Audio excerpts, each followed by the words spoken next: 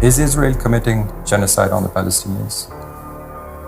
Are you serious by asking this question? Are you serious? Do you consider yourself a serious journalist by asking me such a question? According to Amnesty, who published a 296-page report published in December 2024, backed by forensic evidence, they say Israel is committing a genocide.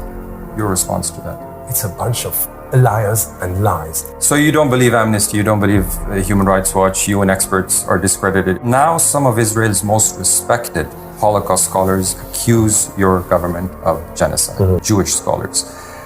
Professor Amos Goldberg, you know him well, I presume, a leading Israeli Holocaust historian, wrote, "Yes, it is genocide. It is difficult and painful to admit, but after 6 months of brutal war, we can no longer avoid this conclusion."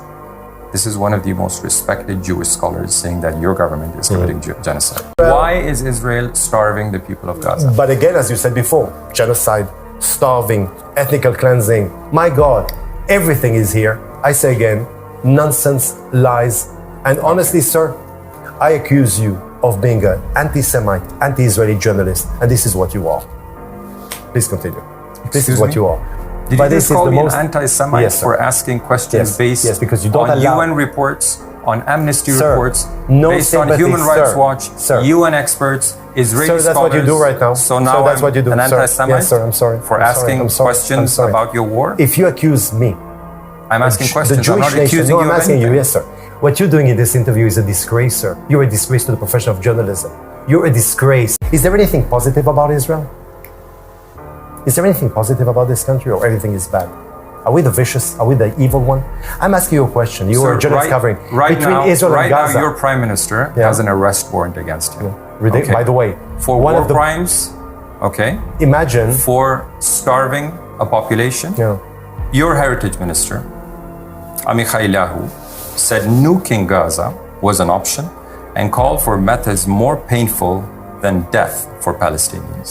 More journalists are killed in Gaza than in both world wars, Vietnam, the former Yugoslavia, and Afghanistan combined, according to the Watson Institute's Cost of War project.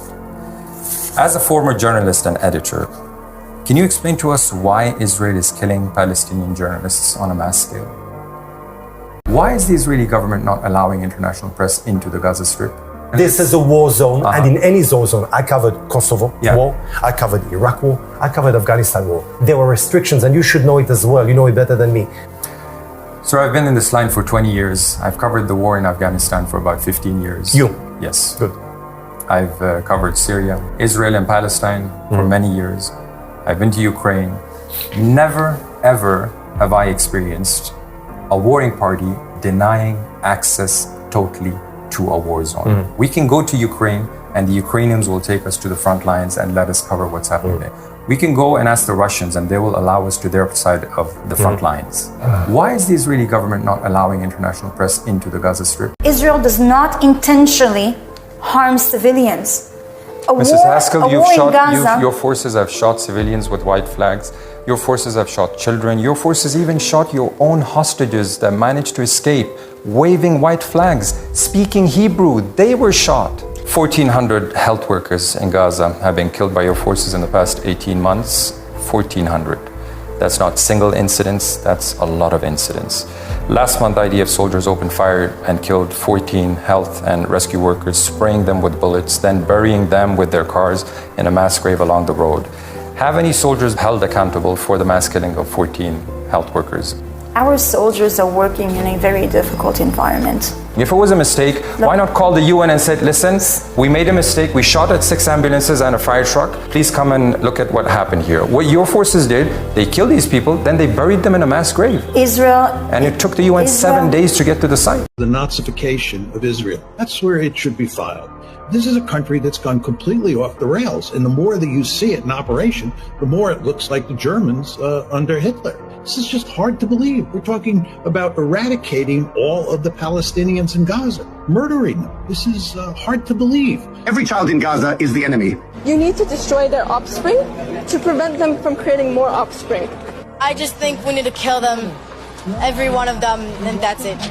This is the sort of things that the Germans did. It's supposed to be never again. I don't see any evidence that people in Israel believe in the principle of never again. certainly when it applies to the Palestinians. It's sickening. I don't know what else to say. I didn't think anything like this would ever happen, but it is happening. When there is a war, it doesn't matter who your enemy is, you need to destroy their offspring to prevent them from creating more offspring. Believe Israeli women. These are the settlers in waiting, keen to start a new life, to annex Gaza for Israel. But what of the Palestinians who live in Gaza now? I just think we need to kill them, every one of them, and that's it.